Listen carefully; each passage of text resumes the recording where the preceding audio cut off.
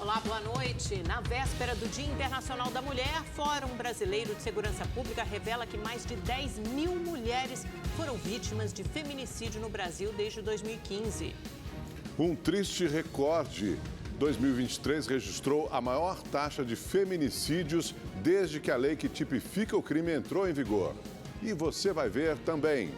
Inteligência das Polícias Rodoviária Federal, Civil e Militar do Rio de Janeiro intercepta comboio com 16 milicianos em 4 carros roubados na Avenida Brasil. Agentes apreenderam 12 fuzis, pistolas, granadas, munições e coletes à prova de balas. Um criminoso fugiu e 15 foram presos, 6 deles baleados. Governo federal anuncia 23 bilhões de reais em obras para o novo PAC. Maior parte dos investimentos vai para a construção de clínicas e hospitais.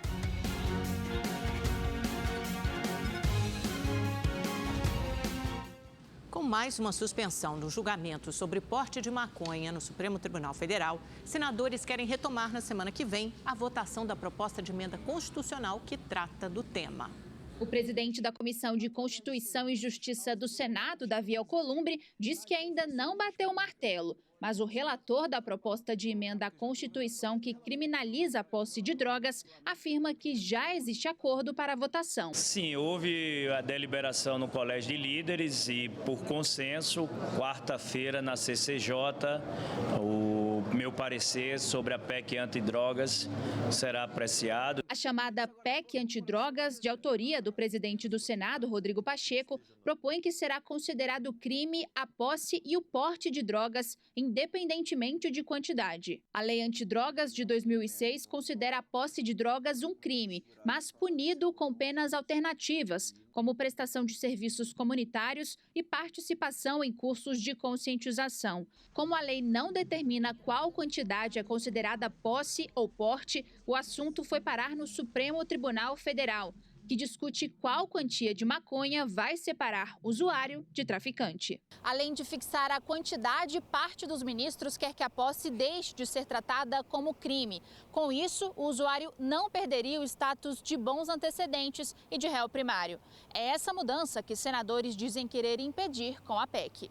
Ainda que sejam consequências jurídicas ínfimas, muito pequenas, porque foi a opção do legislador em 2006, eu concordo com ela, de não ter prisão para o usuário, mas deve ter uma consequência jurídica.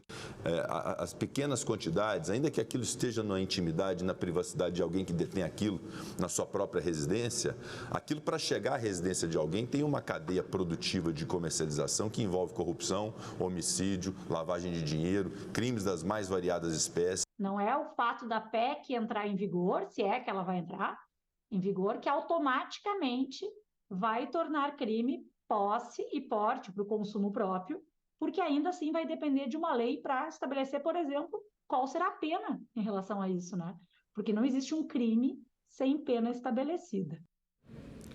A Câmara dos Deputados elegeu os presidentes de 19 das 30 comissões permanentes da Casa. Na disputa de forças, a oposição ficou com áreas estratégicas. Das 19 comissões distribuídas pelos partidos, o PL do ex-presidente Jair Bolsonaro ficou com 5 e o PT do presidente Lula com 1. Considerando a divisão entre governistas e oposição, os aliados do governo vão comandar 11. Os bolsonaristas conquistaram comissões consideradas importantes pelos parlamentares, entre elas a de Constituição e Justiça, por onde passam todos os projetos votados na Câmara, que será presidida por Caroline de Tone, do PL de Santa Catarina, e a Comissão de Educação, que ficou com Nicolas Ferreira, do PL de Minas Gerais. Os bolsonaristas ficaram ainda com a Comissão de Segurança Pública. O PT ficou com Saúde. Partidos do chamado Centrão vão comandar comissões de Finanças e Tributação, Desenvolvimento Econômico e Defesa do Consumidor. Os presidentes das comissões têm o poder de definir quando o projeto entra na pauta de votações. Os colegiados também têm poder de propor emendas no orçamento, que definem a destinação de recursos. Neste ponto, a Comissão de Saúde, que será comandada pelo PT, tem direito ao maior valor. Neste ano, serão 4,5 bilhões de reais em verbas no orçamento. O governo federal anunciou investimento de 23 bilhões de reais para obras do novo PAC, o Programa de Aceleração do Crescimento. O governo selecionou mais de 6.700 projetos de obras e equipamentos em todo o país. O investimento vai para programas ligados à cultura, esporte, educação e principalmente saúde. Esta é a área que vai receber a maior fatia dos recursos, 11,6 bilhões. O governo anunciou a construção de 55 policlínicas em 54 municípios, de 1.800 unidades básicas de saúde em mais de 1.500 cidades. E 36 municípios vão ganhar uma maternidade. A ministra da Saúde também anunciou a construção de 150 centros de atenção psicossocial. O ano passado, nós já passamos a assumir custeio que o governo federal não vinha assumido do Centro de Atenção Psicossocial. É uma rede considerada um modelo por vários países, mas que estava abandonada. Então, nós retomamos e agora, com esses 150 centros de atenção psicossocial, nós queremos reforçar o cuidado. Na educação, os principais projetos são a construção de 685 escolas em tempo integral em 656 municípios, de 1.178 creches e pré-escolas em áreas de vulnerabilidade social e a compra de 1.500 ônibus escolares. Onde tinha o maior déficit de atendimento de vagas em relação às metas do Plano Nacional da Educação. Então, esse foi um dos critérios importantes na seleção. Depois de ter aderido ao programa de escola tempo integral lançado ano passado pelo governo federal, nós priorizamos aqueles municípios que nem tinham obra retomada agora, nem tinham obra em andamento por parte do Ministério da Educação. De acordo com o governo federal, as obras do novo PAC impulsionam as ofertas de emprego no país. Desde a volta do programa, os postos de trabalho na construção civil cresceram 6,6%. Todos os setores somados geraram um aumento de 3,5% de novas vagas. Na cerimônia, Lula disse que o dinheiro a mais nos cofres do governo, com o aumento da arrecadação federal, pode ser revertido em obras. Quando a gente tiver mais dinheiro, a gente vai ter que discutir com a Câmara e com o Senado esse limite de gasto e vamos ter como é que a gente pode utilizar mais dinheiro para fazer mais benefício para o povo. O que é importante é vocês terem clareza que ninguém ficará de fora. O ministro da Casa Civil sugeriu que municípios que ficaram de fora do PAC Seleções busquem ajuda dos parlamentares, através das emendas. Como o conjunto das emendas estão hoje da ordem de 50 bilhões de reais, nós podemos atender o pleito dos prefeitos, prefeitas, governadores, governadoras, com parte disso sendo financiado pelas emendas. A Secretaria de Comunicação do Planalto soltou uma nota para explicar a fala do presidente Lula a respeito das eleições na Venezuela. O comunicado reforça que o presidente Lula não fez afirmação sobre ninguém especificamente. Ele não disse que ninguém ficou chorando, apenas que ele não chorou, relatando a situação que ele próprio viveu. E acrescenta que Lula apoiou a primeira presidenta mulher brasileira, Dilma Rousseff, em 2010. Então o comentário mostra que ela não conhece o presidente e faz uma ilação sem base. Ela é Maria Corina Machado, ex-deputada e principal opositora de Nicolás Maduro. Corina foi impedida de concorrer às eleições após uma decisão da Suprema Corte venezuelana que a acusou de ter participado de ações de oposição junto ao político Juan Guaidó. Maria Corina criticou a declaração do presidente Lula feita nesta quarta, após uma reunião com o primeiro-ministro da Espanha. Aqui nesse país eu fui impedido de concorrer às eleições de 2018. Ao invés de ficar chorando, eu indiquei um outro candidato e disputou as eleições. Eu espero que as eleições sejam as mais democráticas possíveis. Numa rede social, a ex-deputada perguntou: "Eu chorando, presidente Lula? Diz isso porque sou mulher? Você não me conhece. Estou lutando para fazer valer o direito de milhões de venezuelanos que votaram em mim nas primárias." Um tiroteio entre policiais e milicianos no Rio de Janeiro interrompeu o trânsito da Avenida Brasil, uma das principais vias expressas da cidade. 15 criminosos foram presos e um conseguiu fugir. 6 deles foram baleados. Eles tinham 12 fuzis. O confronto assustou motoristas que passavam pela Avenida Brasil na madrugada de hoje. Uma das principais vias expressas do Rio de Janeiro ficou quase 2 horas interditada por causa da operação. Avenida Brasil parada, mais de 7 km de engarrafamento. A ação dos setores de inteligência das polícias rodoviária federal, civil e militar interceptou 16 milicianos em 4 carros, todos roubados. Alguns suspeitos usavam coletes da Polícia Militar e da Coordenadoria de Recursos Especiais, a CORE. A operação de hoje é resultado de uma investigação que durou cerca de 2 meses. Os agentes estavam monitorando os criminosos e sabiam que eles passariam hoje, naquele trecho, por volta daquele horário. Esses milicianos estavam em deslocamento, voltando para o seu território de origem, qual seja Santa Cruz, vindo de um território onde há disputa pelo domínio daquela região, da onde eles vieram. Então, era um reforço que tinha sido dado e a gente estava monitorando esse reforço, porque esse reforço acontecia periodicamente. De acordo com a polícia, os bandidos são ligados à milícia que domina parte da zona oeste do Rio. O grupo era chefiado por Luiz Antônio da Silva Braga, o Zinho, que está preso após se entregar à Polícia Federal em dezembro do ano passado. Desde então vem acontecendo uma disputa marcada por mortes para definir quem vai assumir o lugar do miliciano. Desses 15, aproximadamente 5 são lideranças, ou como nós chamamos, que são puxadores de bonde, né? São aqueles homens que fomentam a guerra. Pessoas violentas, alguns deles investigados pela Divisão de Homicídios também, da capital e da Baixada Fluminense, pessoas que respondem a homicídios.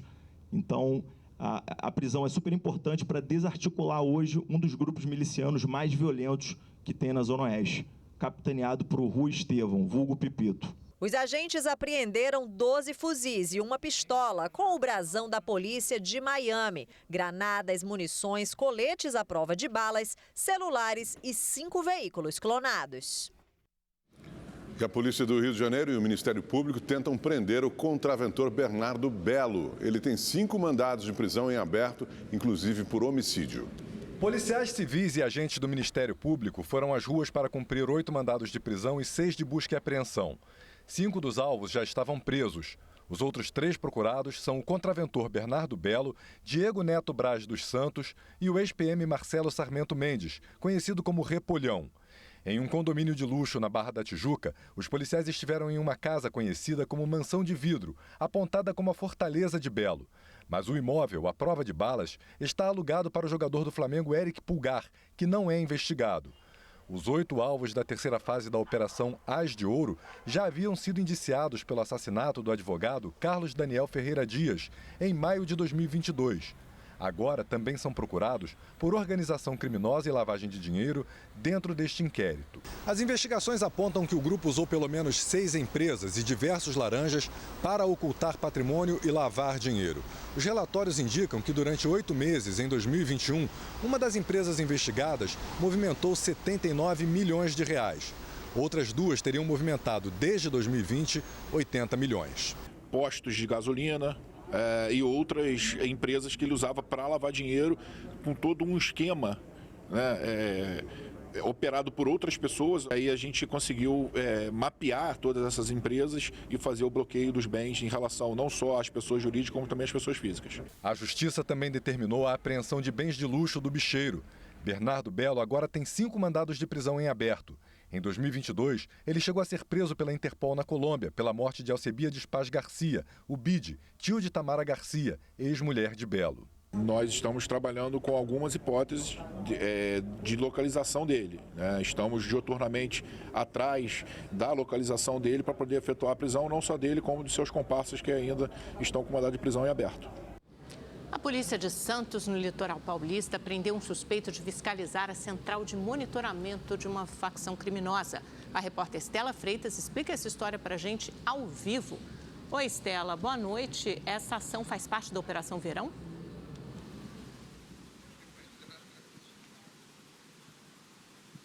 Oi, Amanda, uma boa noite a você, boa noite a todos. Olha, sim, faz parte, viu? As equipes da Delegacia de Investigações Criminais de Santos prenderam o suspeito na terceira fase da Operação Verão. Ele já era procurado pela Justiça por não ter retornado à prisão depois de uma saída temporária. No esquema da Central de Monitoramento da facção criminosa, ele era o responsável por observar as câmeras e alertar os comparsas sobre a presença de policiais na região. Os criminosos controlavam 13 câmeras instaladas nos postes na zona noroeste de Santos.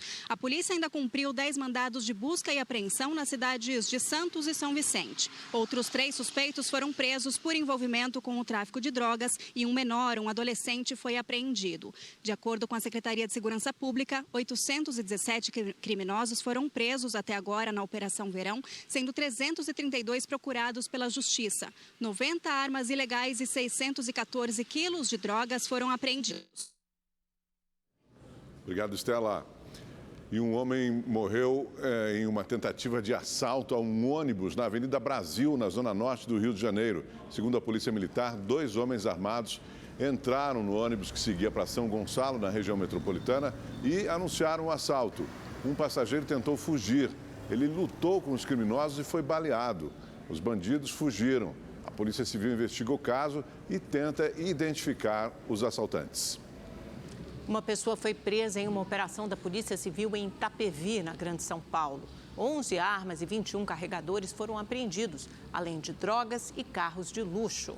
A polícia tinha ido até uma casa na cidade para cumprir mandado de prisão contra o suspeito de tentativa de assalto em 2022. Mas ele não estava na casa e continuou foragido. Quando as equipes entraram na residência, um jovem tentava fugir, mas foi preso em flagrante por tráfico de drogas, porte ilegal de armas e receptação. As equipes do CENIPA, o Centro de Investigação e Prevenção de Acidentes Aeronáuticos, investigam as causas da queda do avião monomotor que matou 2 agentes da Polícia Federal no aeroporto da Pampulha, em Belo Horizonte. O terceiro tripulante, o mecânico Walter Luiz Martins, de 51 anos, está internado com ferimentos leves. Peritos e técnicos trabalharam na coleta de dados e preservação dos detalhes da aeronave no aeroporto da Pampulha, onde ocorreu o acidente. As informações devem ajudar na investigação. As polícias Federal e Civil de Minas Gerais também atuam no caso. A tragédia ocorreu nesta quarta-feira, às 2h14 da tarde. A aeronave da Polícia Federal decolou com 3 ocupantes que faziam uma manutenção, mas logo depois perdeu altitude e caiu. O avião pegou fogo com o impacto da queda. O cara decolando botou um barulho parece que houve uma perda de altura do cara, mas podia confirmar se seria essa voz? Confirma, acidentado na cabeceira no trecho. Dentro da área, deve estar na proximidade da área do bombeiro. As vítimas são os pilotos e policiais federais Guilherme de Almeida Irber e José de Moraes Neto, que estava na PF há 28 anos. Essas fotos mostram os dois após o almoço, momentos antes do voo. Os corpos foram levados para Brasília, onde serão sepultados. O velório deve ocorrer amanhã e será restrito à família e amigos próximos das vítimas. O avião da Polícia Federal, um monomotor turbohélice modelo Cessna, fabricado em 2001, estava com a documentação regular, mas já havia sofrido 2 incidentes de estouros de pneus em 2019 e 2020. A investigação ainda não tem prazo para ser concluída. Em Fortaleza, um caminhão guincho que presta serviços em postes se chocou com um ônibus no início da manhã, causando a morte de 2 pessoas. O ônibus estava em frente a uma parada quando o caminhão guincho atingiu a parte traseira e atravessou o veículo. No momento do acidente, cerca de 15 pessoas estavam no coletivo. Francisco Raimundo da Silva, de 61 anos, e Adriano Souza da Cruz, de 39, ficaram presos nas ferragens e não resistiram aos ferimentos. Outros 3 passageiros tiveram ferimentos leves. A empresa responsável pelo caminhão guincho, que presta serviço de iluminação pública à prefeitura, informou que o veículo não estava em operação no momento do acidente e que um procedimento interno vai apurar a ocorrência. Já a prefeitura de Fortaleza lamentou as mortes e se solidarizou com os familiares das vítimas. O caso será investigado pela Polícia Civil. A chuva voltou a provocar estragos no litoral sul e norte de São Paulo. A serra antiga da rodovia dos Tamoios permanece interditada por risco de queda de barreiras.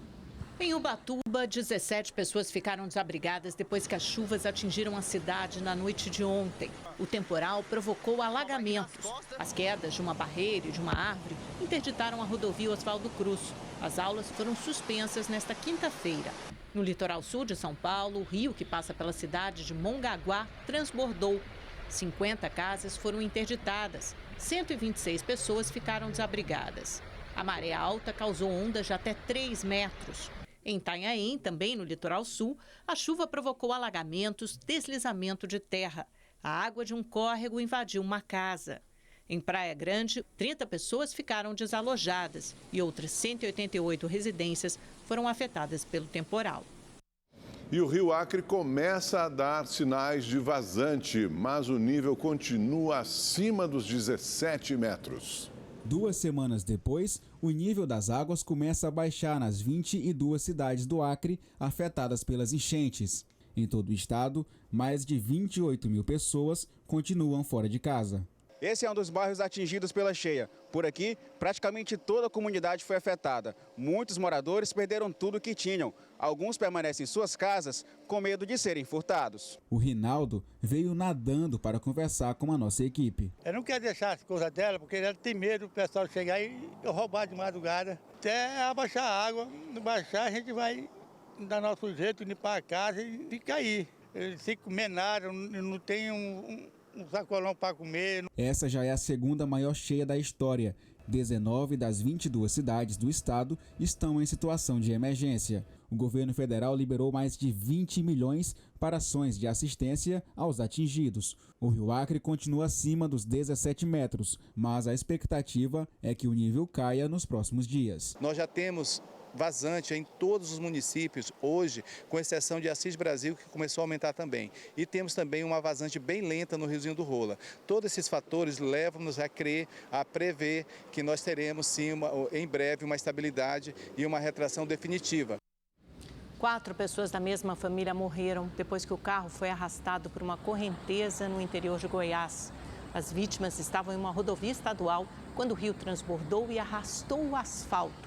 Uma cratera foi aberta no meio da pista, veja só. 4 corpos foram resgatados. Uma 5ª pessoa, que também estava no veículo, continua desaparecida. Vamos saber agora, então, como é que fica o tempo em todo o Brasil com Igor Silveira. Boa noite, Igor. A região norte não aguenta mais chuva, né? Como é que fica o tempo por lá? Boa noite, Augusto. Boa noite, Amanda.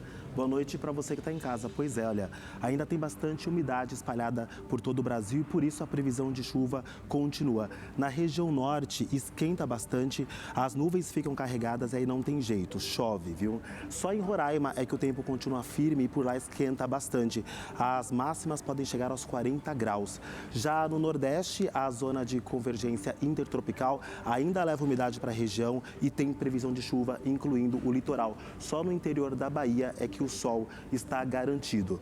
Já no sudeste, a frente fria ainda é responsável por levar toda a instabilidade e pode chover a qualquer hora do dia. A máxima pode chegar aos 28 graus no Rio de Janeiro, 30 graus em Belo Horizonte e 32 graus em Vitória, no Espírito Santo. Em São Paulo, a chuva começa a perder força, mas ainda tem possibilidade de chuva, incluindo o litoral. A máxima pode chegar aos 29 graus amanhã, no sábado e também no domingo, também com previsão de chuva.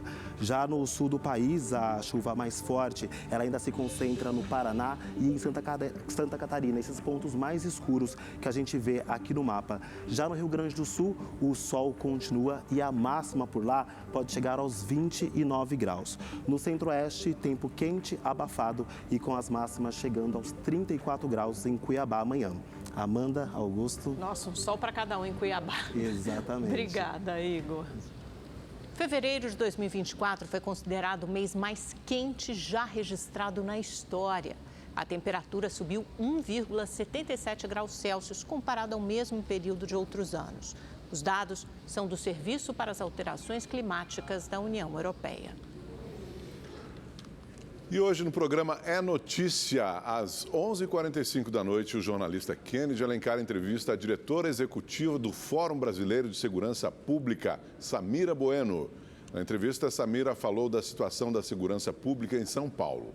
O que tem acontecido em São Paulo, eu diria que é o ponto fora da curva, é algo anormal, inclusive, para o padrão de uso da força da Polícia Militar de São Paulo. O que a gente está vendo nessa gestão Tarcísio Derrite é tão anormal que nós tivemos 2 policiais de rota assassinados num período de 6 meses.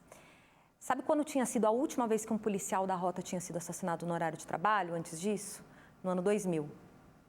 Nossa, mais de 20 anos. E a gente tem 2 mortos no período de 6 meses. E eu trago esse dado para mostrar o quanto os policiais também ficam vulneráveis com esse tipo de política, que é uma política pautada pelo enfrentamento, por uma ideia de vingança, mas que na prática está dando margem para que policiais que estão ali para garantir a lei, muitas vezes incorram em ilegalidades para enfrentar o crime. Um governador como o Tarcísio nomeia alguém com o perfil do Derrite. Ele, quando falou, saí da rota real porque eu matei muito ladrão. Ele é esse capitão que tem mortes no seu currículo. Quando o Tarcísio coloca alguém assim, ele está dando um sinal verde para uma polícia ser mais violenta? Certamente. Existe essa ideia de que você resolve o problema da violência com mais violência. O problema é que muitas vezes a sociedade não percebe que uma polícia violenta, ela não só morre mais, mas ela está estimulando ciclos de vingança ali na ponta. Porque essa pessoa que morreu numa intervenção da polícia vai ter familiares e amigos que eventualmente resolvem se vingar e a gente entra num ciclo de violência sem fim. Samira Bueno analisou também a polícia da Bahia, a que mais mata no país. A Polícia Militar da Bahia é a que mais mata em todo o país. Então, no ano passado, a gente tem um novo recorde de pessoas mortas. E é um estado, como você mesmo disse, que há quase 20 anos vem sendo governado pelo PT. E a gente, inclusive, tem boa parte da esquerda brasileira também com uma perspectiva muito punitivista e que acredita que isso é um instrumento legítimo de controle do crime. Então, foi uma opção política e institucional do Rui Costa ter uma polícia mais violenta. Como é que o governo federal vai cobrar, por exemplo, da gestão Tarcísio, excessos em relação ao uso da força, quando você tem a Bahia sendo gerida pelo próprio partido com o maior número de pessoas mortas em intervenções policiais? Então, me parece que esse é um tema que vai ser muito difícil para a esquerda conseguir debater de forma franca. E a diretora executiva do Fórum Brasileiro de Segurança Pública enfatizou a importância do uso das câmeras corporais pela polícia. Essas câmeras, elas são, eu diria, um patrimônio do sistema de justiça. A gente tem que parar de olhar para a câmera corporal como se fosse um instrumento para controlar o policial, porque não é nem nunca foi. E uma coisa que poucos sabem é que o projeto das câmeras corporais é um projeto da própria Polícia Militar do Estado de São Paulo. Importante você contar isso. 4 em cada 5 policiais nos Estados Unidos hoje já usam câmeras corporais. Então, lutar contra o avanço da tecnologia é uma insanidade, né? É a mesma coisa que você querer usar calculadora ao invés do Excel. Mas no médio e no longo prazo, esse é o caminho natural de forças policiais profissionais. A entrevista com Samira Bueno vai ao ar hoje às 11h45 da noite, logo após o TV Fama. Não perca. Belo Horizonte inaugurou mais um hospital público temporário para atendimento exclusivo de casos de dengue. A unidade tem 40 leitos, 5 consultórios e vai funcionar 24 horas por dia. A capacidade de internação é para até 400 pacientes por mês. 179 profissionais, entre médicos, enfermeiros e auxiliares administrativos, vão trabalhar aqui. O paciente pode chegar de qualquer ponto da cidade por demanda espontânea. Ele passa por uma classificação de risco, onde é fundamental a gente saber o nível de criticidade, de gravidade do quadro dele, e ele vai ser direcionado então para as estruturas de consultório. Este é o terceiro hospital temporário disponibilizado pela Prefeitura de Belo Horizonte. O primeiro começou a funcionar no dia 24 de fevereiro. O segundo foi aberto há uma semana. Essas imagens mostram a movimentação dentro do hospital de campanha montado ao lado da UPA Norte. As tendas estão lotadas. Aqui não está tendo como suportar mais. Já está bastante cheia a tenda lá e se continuar vindo e chegando pessoas desse jeito, vai ter que abrir outra tenda. As UPAs e os centros de saúde também estão sobrecarregados. A situação nos hospitais privados é praticamente a mesma. Uma rede particular de Belo Horizonte informou que os atendimentos de casos suspeitos de dengue, incluindo a teleconsulta, aumentaram 700% nas últimas semanas. Aqui na Fundação Ezequiel Dias, onde são feitas as análises dos testes de dengue da Rede Pública de Saúde de Minas Gerais, o funcionamento vai ser ampliado para 24 horas por dia. O laboratório tem recebido mais de 20 mil amostras de exames por semana, um recorde na história da FUNED. Mais de 10 mil exames estão suspensos. Nem mesmo a contratação de 10 funcionários em janeiro foi suficiente para dar conta da demanda.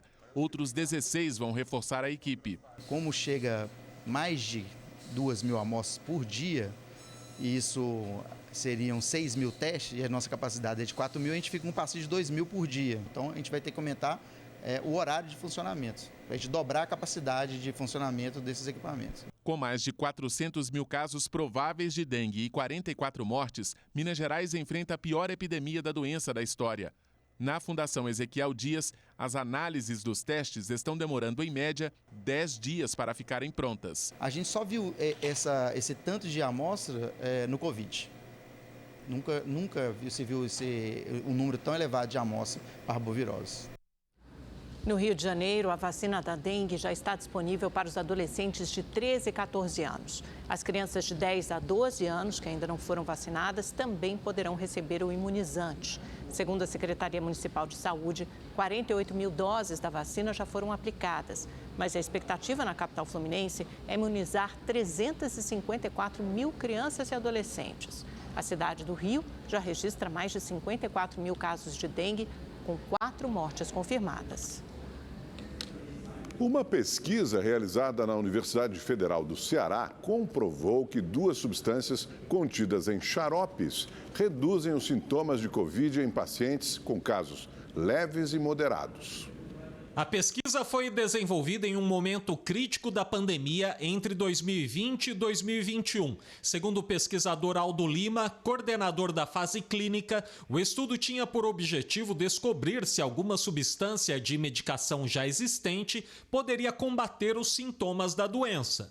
Nós temos aí o professor Eurico Arruda, que fez o teste da bromexina in vitro, ou seja, na proliferação do SARS-CoV-2 em cultura de célula.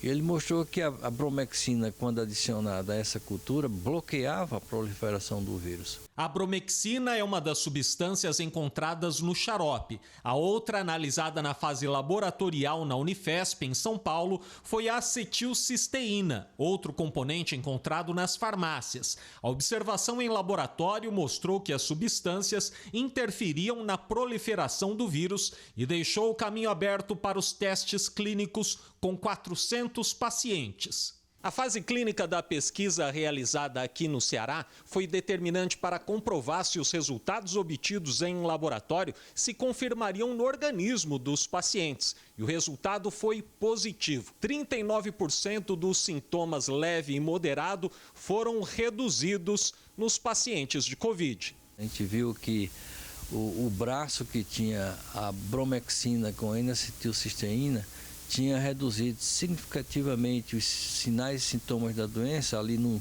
3º dia já, até o 5º dia. A gente viu que a febre era o sintoma principal reduzido, então isso chamou a atenção e eu acho que é a evidência principal desse trabalho. O estudo foi publicado na revista internacional Translational Medicine.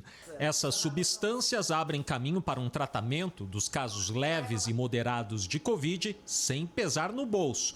E se a vacina é o que mantém a maioria dos casos nos níveis leves e moderados... A gente pode falar aí, de repente, então, por enquanto, num casamento ideal, vacina e xarope. Se tiver Covid, eu tomaria. Mais de 1.400 casos de feminicídio foram registrados no país em 2023. Um recorde desde que a lei que tipifica o crime começou a valer. Pelo menos 10.655 mulheres foram vítimas de feminicídio no Brasil desde 2015, quando foi sancionada a lei que qualifica o crime decorrente de violência doméstica e familiar em razão da condição do sexo feminino.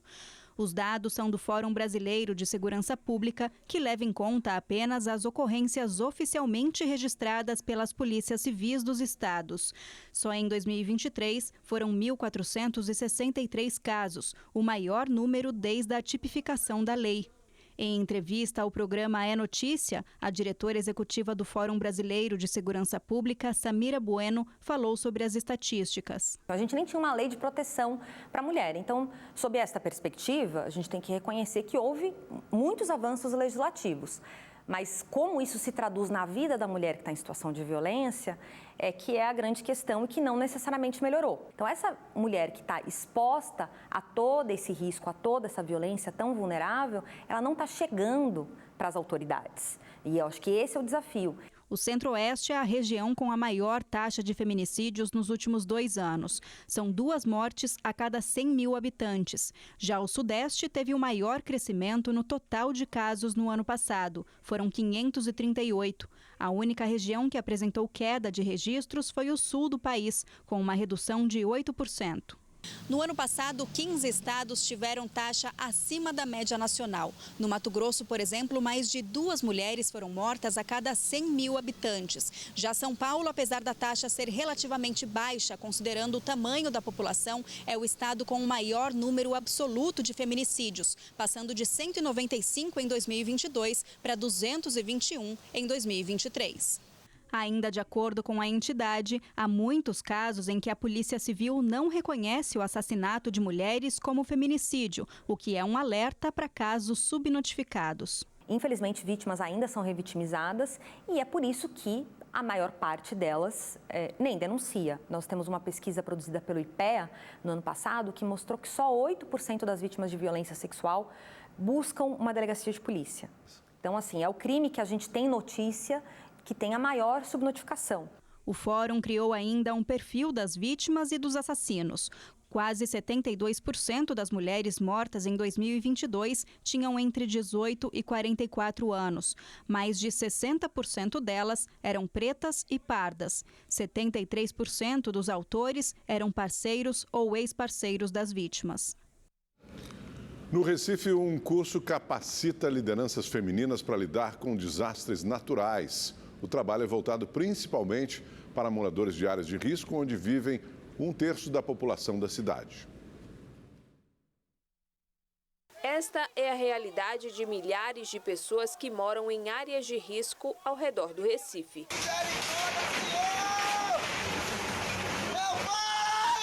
Em épocas de chuva, quedas de barreiras, inundações, soterramentos e até mortes, infelizmente, não são incomuns.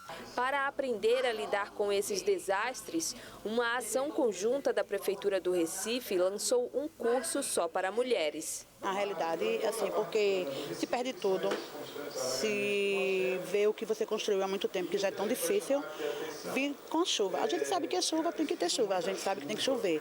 O problema é o que vem com essa chuva. A ideia é que as 25 líderes femininas inscritas no curso estejam prontas para colocar em prática tudo o que aprenderam, em simulados e na comunidade. A gente sabe que Recife é uma cidade muito vulnerável, que ninguém vai conseguir resolver e impedir que alague em todos os pontos. E a gente precisa que a população esteja preparada para atuar nesses momentos. Entre os temas abordados estão segurança, primeiros socorros e evacuação de áreas de risco.